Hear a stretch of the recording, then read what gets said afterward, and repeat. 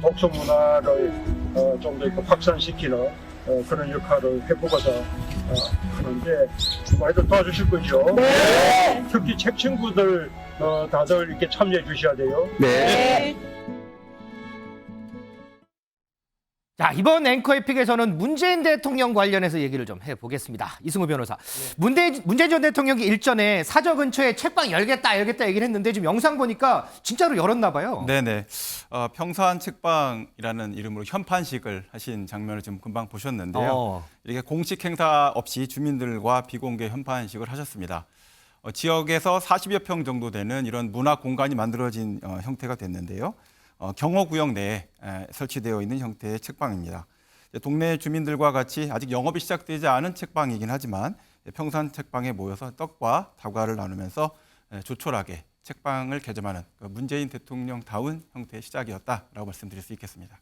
자, 지금 문재인 대통령의 사저가 있는 경남 양산 이 평산 마을에 평산 책방이 위치가 되어 있습니다. 자, 면적을 규모를 보니까 지상 1층의 건물 연면적이 142.8제곱미터라고 하는데 지금 뭐 서류라든지 여러 가지 절차들이 좀 남아 있어서 실제로 문을 여는 시기는 아마 다음 주가 될 거다 이런 얘기가 좀 나옵니다.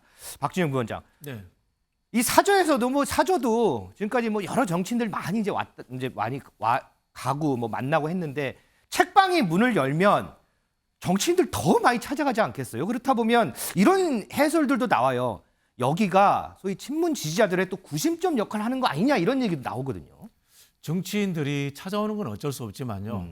그걸 언론에 홍보하고 또 정치적으로 활용을 안 했으면 좋겠어요. 아하. 지난번에 정치인 몇 분이 왔었는데 이재명 대표와의 관계를 물었는데 세 사람이 다 다른 이야기를 했단 말이에요. 그랬었죠. 맞아요. 박용진 의원, 박지원 원장, 최재성 의원 셋 다 이야기를 하니까 가만히 있는 문재인 대통령을 당내 정치의 중간으로 끌고 왔단 말이에요. 저는 그런 일은 없었으면 좋겠다 이런 생각이 들고요.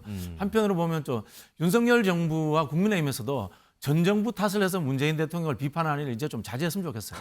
역사 속으로 좀 보내주셨으면 좋겠다 이런 생각이 들고 원래 문재인 대통령이 활자 중독이라고 할 만큼 책 읽는 걸 좋아하세요. 저도 그 당대표 하실 때 비서실에서 제가 모셔봤는데 네. 늘 읽는 걸 좋아하시고 또 책 구절을 남에게 소개하고 이런 걸 좋아하시기 때문에 퇴임 후에 대통령으로서의 문화활동 그리고 또 이 평산마을에 내려감으로 인해서 지역 주민들에게 보내는 좀 미안한 감도 있으실 거예요. 동네가 시끄러워져서 그런 부분들에 대해서 봉사의 측면으로서 책방을 열었으니까 언론에서 조금 관심 좀 줄여주시면 고맙겠다 이 말씀 드리고 싶습니다. 자, 그러면 문재인 전 대통령은 이 책방을 어떻게 운영할 생각일까요? 직접 한번 들어보실까요? 여기는 이제 안에 들여다보셨는지 모르겠지만 들여다보셨죠? 네. 제가 이제 곧 다음 주 정도 오픈하려고 예정하고 있는 책방입니다. 보시다시피 책방하고 작은 도서관 구설하고 있는데 책방에도 작은 도서관에도 책들이 이미 들어와 있는 상태고 이제 절차만 다 마치면 언제든지 오픈할 수 있는 상태에 되어 있습니다. 아주 기대가 큽니다. 평산 책방의 책 친구들이라는 북클럽을 온라인으로 운영하려고 합니다. 그걸 통해서 함께 온라인상으로 함께 책 읽고 함께 독감 나누기도 하고 저 어제 또 도서지방 같은 데 또 우리가 함께 또 책을 보내기 운동하기. 김정숙 여사가 우려할 만큼 아주 꿈이 많이 원대한 것 같습니다. 김재수 위원장, 또 하나 해설이요. 자, 지금 민주당이 이제 돈봉투 의혹 사건 때문에 또 어수선하고 시끌시끌하고 공천도 좀 있으면 다가오고 이제 총선도 다가오고 공천도 다가오고. 자, 이런 시기에 책방을 연다? 또 여기에 대해서 또 여러 해설들이 붙어요. 바로 그 지점입니다. 문재인 대통령께서 오랜 정치 경험도 있으시고 대통령까지 하셨었는데 지금 책방을 연다는 것 자체에 정치적 의미가 부여되지 않을 거라고 생각하지 않으셨을 거라고 봅니다. 당연히 본인이 하시는 행동 하나하나가 정치적 파장을 일으킬 거라고 생각하셨을 텐데도 불구하고 지금 책방을 열었다는 것은 저는 분명히 정치적인 의미가 담겨 있다고 생각이 되고요.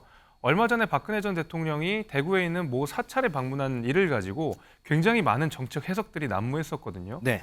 그럼에도 불구하고 문재인 대통령은 어느 방문 정도가 아니라 본인의 사저 안에 책방을 열었다라는 굉장히 의미 있는 행동을 하신 겁니다. 이건 당연히 정치적으로 해석할 수밖에 없고요. 당연히 얼마 전에 우리 한동훈 장관이 이 펠로폰네소스 전쟁사를 책에 끼워왔었고 송영길 대표가 기록하는 당시에 또 이렇게 책을 끼고 와서 그 책의 내용이 뭐냐 가지고 해석이 분분하지 않았습니까?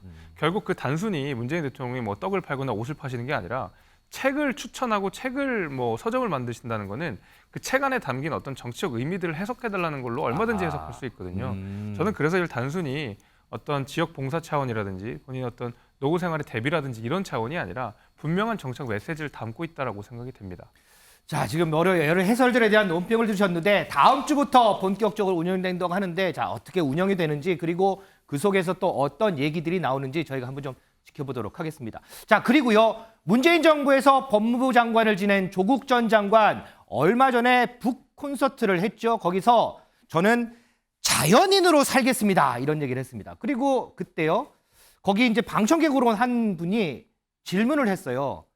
혹시 정치하실 겁니까? 총선 출마하실 겁니까? 이런 얘기 했더니 그 얘기에서는 별 대답은 안 하고 좀 선을 긋는 그런 모습을 보였는데 이승우 변호사. 그럼에도 불구하고 조국 전 장관의 이런 정계 진출설 계속해서 흘러나와요. 네.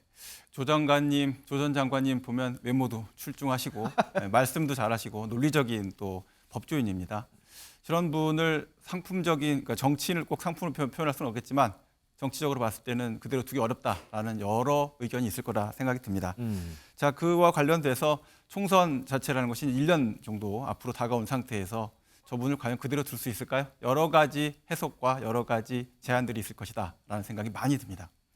자, 관련해서 이제 심평 변호사도 조국 전 장관의 이런 총선 출마설에 상당히 조금 힘을 실어주는 이런 발언을 했는데 김재수 위원장, 국민의힘 내에서는 조국 전 장관의 앞으로의 활동 그리고 특히나 이제 총선 출마 관련해서 좀 어떻게 보고 계세요? 조국 전 장관이 나오면 땡큐다 뭐 이런 입장일 것 같습니다. 왜 그러냐면 그 조국 전 장관이 장관으로 임명된 당시에 서초동이랑 광화문에서 대한민국이 반으로 쪼개졌습니다. 그리고 민주당이 20년 집권을 자랑하던 그 민주당이 5년 만에 정권 교체가 됐었던 거는 저건 이른바 조국 사태의 영향이 굉장히 컸다라고 생각하거든요. 젊은 세대가 민주당에게 등을 돌리게 된 계기, 불공정, 이것을 다시 공정으로 전환시키려고 했었던 윤석열 후보가 대통령이 된 이유, 이런 것들을 생각해 보면 민주당에서 조국 전 장관이 다시 나온다라고 하는 것은 그나마도 민주당에 정부 쳐보려고 했던 젊은 세대가 다시 한번 등을 돌리게 되는 결과가 나올 거라고 생각하고요. 조국 전 장관 입장에서는 나쁠 게 없는 카드라고 생각합니다. 본인에 대한 여러 가지 혐의들 재판 중에 있는 것이고 국회의원이 됐을 때 내지는 정치인이 됐을 때 얼마든지 그것을 정치적 탄압이라서 프레임으로 할 수가 있는 것이고 조국 전 장관 입장에서는 출마를 바라겠지만은 오히려 저는 민주당이 거부하지 않을까, 민주당 입장에서 훨씬 더 부담스럽지 않을까 그렇게 생각합니다. 자, 그러면 국민의힘 내에서 나오는 목소리 하나만 좀 듣고 갈까요? 심평 변호사의 발언에 대해서 너무 언론이 과하게 주목할 필요는 없다고 생각하고요. 과하게 주목할 필요 없다. 그리고 그 정치를 사실 한 번도 해본 적이 없는 분이지 않습니까? 조국 전 장관이 대권 주자가 될 가능성은 저는 개인적으로 없다고 생각하고 그래요? 내년 네. 총선에서 조국 전 장관이 민주당의 주요한 핵심 축으로서 선거를 치르게 된다면 민주당에서도 선뜻 동의하기가 어려운 측면이 아닐까라고 생각합니다. 박진일 부위원장, 지금 조금 전에 김재섭 위원장이 민주당에서도 부담스러워 할 거다, 할 것 같다 이렇게 얘기를 했는데 혹시 조국 전 장관이 민주당에서 출마할 수 있을까요? 글쎄요, 생각을 안 해봤는데. 안 해보셨어요? 그 당시 이제 서초동에 있었던 이 이념이 갈라진 집회들을 생각하면 한쪽은 윤석열 대통령 편이에요. 그렇지 않습니까? 한쪽은 조국 장관을 지지하는 편이었다면 네. 그럼 지금 윤석열 대통령 지지도는 얼마나 나옵니까? 국민들은 그때 윤석열 대통령에 대한 지지가 더 높았는데 지금 대통령이 돼서 하는 거 보니까 우리가 잘못 판단했을 수 있어? 이런 생각도 할 수 있지 않을까요? 뭐 이건 사실 넌센스인데 네. 제가 보기에는 현재 조국 장관이 실형 선고를 받았고 1심에서 그다음에 본인 입장에서 어떻게 보면 민정수석하고 장관하면서 이 가족이 도륙된 상황 이런 거에서 저는 아마 정치가 징글징글하다 이런 생각이 들 것 같아요. 크게 뭐 생각이 없지 않을까 그렇게 생각합니다. 네.